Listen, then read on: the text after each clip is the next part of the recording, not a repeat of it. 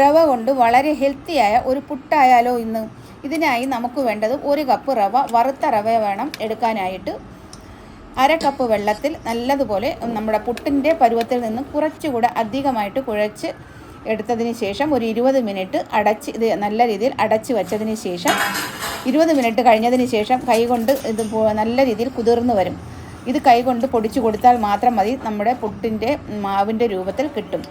1/2 cup പച്ചപ്പയർ കുതിർത്തത് ഒരു വാഴയുടെ അടിയിൽ ഇട്ട് കൊടുത്തതിന് ശേഷം തിരുവിയ തേങ്ങ, പിന്നെ അതിൻ്റെ മുകളിൽ ഇത് റവ പൊടി, അതിന് മുകളിൽ ക്യാരറ്റ്, അവരവരുടെ യുക്തിക്കനുസരിച്ച് ഇതുപോലെ വച്ച് കൊടുക്കാം. ഇതേ രീതിയിൽ തന്നെ വയ്ക്കണം എന്നുള്ള ആവശ്യമില്ല.